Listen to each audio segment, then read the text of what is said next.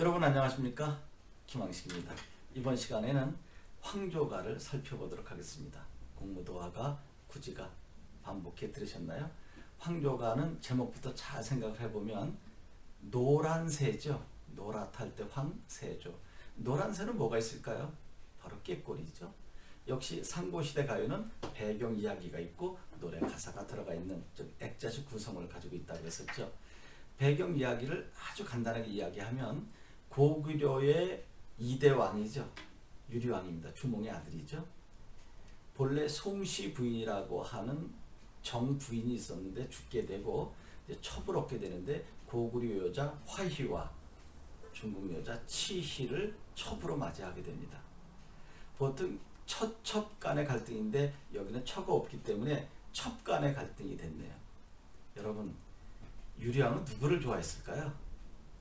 고구려 여자 화희보다 중국 여자 치희를 더 좋아했던 것 같습니다. 그러니까 고구려 여자인 화희가 시기 질투를 해서 유리왕이 사냥 간 사이에 쫓아버렸습니다. 너는 네 나라로 가라. 그랬더니 이제 삐쳤죠, 치희가. 그런데 사냥 갔다 와보니까 자기가 더 사랑하는 치희가 없으니까 자초지종을 물었던 거죠. 그때 이렇게 해서 이랬다 그러니까 이제 화들짝 놀란 유리왕은 급하게 뛰어서 치희를 만류합니다. 같이 돌아가서 우리 행복하게 살자라고 했지만 치희는 아마 그랬을 것 같아요. 화희를 버리지 않으면 나 안 들어간다라고 했겠죠. 그런 내용은 물론 없지만 절대로 돌아가지 않겠다 그랬습니다. 화희가 있는 한. 그런데 유리왕이 또 화희를 어떻게 할 수도 없고 그리고 막무가내로 치희가 돌아간다 그러니까 나무 밑에 앉아서 이제 고독한 상태로 외로운 상태로 이제 근심 걱정하면서 앉아 있었겠죠. 그런데 나무 위에 꾀꼬리 암수 2마리가 너무 다정하게 노니는 거예요. 여러분, 우리는 새가 노래한다 그러나요?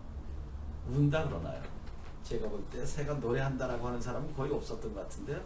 모두 새가 운다라고 했죠. 그런데 외국에는 모두 노래한다라고 하더라고요. 그게 바로 그 민족의 정서를 나타내는 것이 아닌가.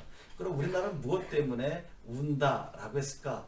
계속 침략당한 역사, 즉 한의 정서가 투영되었다라고 이야기하기도 합니다. 그러면 여러분 어떨까요? 얄밉죠? 나는 사랑하는 여인을 잃고 이렇게 앉아있는데 나무에서 암수가 저렇게 다정하게 노래를 부르고 거기다가 또 입까지 맞추는 것입니다. 그래서 부른 노래가 다음과 같은 거죠.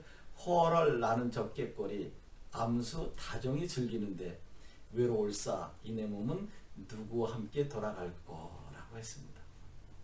누구와 함께 돌아갈 거라고 하는 것은 누구와 함께 인생을 살아갈 것인가 라고 했는데 이 부분은 바로 체념의 정서.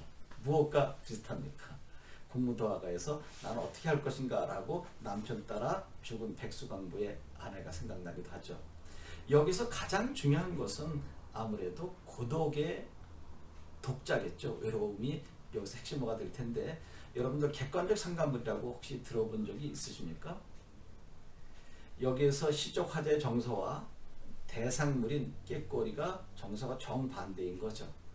이것을 우리는 일반적으로 객관적 상관물이라고 하는데 그러면 감정이입은 무엇인가 라고 했을 때 내가 지금 외롭고 슬프면 지금 새가 노래하는 것조차 너도 나처럼 외로워서 고독해서 울고 있구나 라고 보는 것을 감정이입이죠. 내가 너무너무 즐거우면 새는 너 그렇게 나처럼 얼마나 기쁘면 이렇게 노래를 부르니 라고 하는 것을 감정이입이라고 합니다.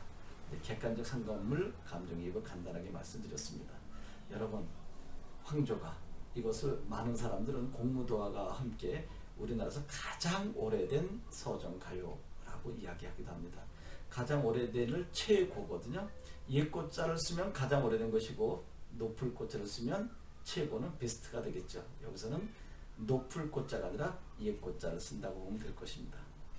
그런데 이렇게 보면 이제 서정시인데 일부에서는 이것을 서사시로 보기도 합니다. 지난 시간에 펠릭 심볼 구지가를 다른 각도 살펴본 것처럼 이것도 서사시로 보는 견해가 있거든요. 물론 일설에 불과합니다. 제가 이 한자를 간단하게 한번 써 보이겠습니다.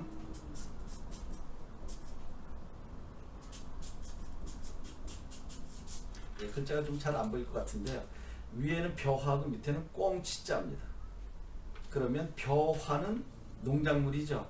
농경사회. 그 다음에 꽁치는 수렵이잖아요. 날짐승새니까. 결국 농경사회와 수렵사회가 쟁투가 벌어졌다는 거죠. 두 부족 간에. 사실 수렵은 농경사회가 등장되면서 밀려가지 않나요? 바로 농경과 수렵 두 부족의 쟁투가 벌어졌을 때 그것을 중재하려는 부족장이 실패하고 말았다로 접근하는 거죠. 그럼 중재한 부족장은 결국 유리왕을 이야기하게 되겠네요. 이것은 그렇게 설득력은 없지만 이것도 역시 여러분들이 가지고 있는 문학 참고서 보게 되면 한 구석에 이러한 설이 있다라고 나오기도 합니다.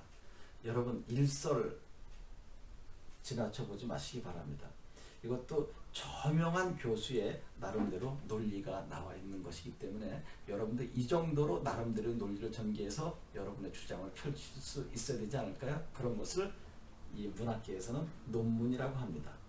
이제까지 많은 사람들이 주장한 것을 나 나름대로 새로운 논리를 전개시켜서 설득력 있게 만들어낸 업적물, 이것이 바로 석사학위, 박사학위 논문 아닐까요? 남들의 논문을 계속 따라만 가면 무엇하겠습니까? 남들의 논문을 참고로 해서 그들의 발견에 놓지 못한 것을 만들어내는 것, 이것이 바로 창의적인 접근 아닐까요? 그러니까 항상 보편적이고 정설화된 것도 중요하지만 일설, 특히 일부의 학자가 이야기한 것도 눈여겨보게 되면 개인적 발전을 꾀하는데 많이 도움이 될 것입니다. 이제 다음 시간에 정읍사를 통해서 마지막 삼국시대 작품을 마치도록 하겠습니다. 여러분 고맙습니다.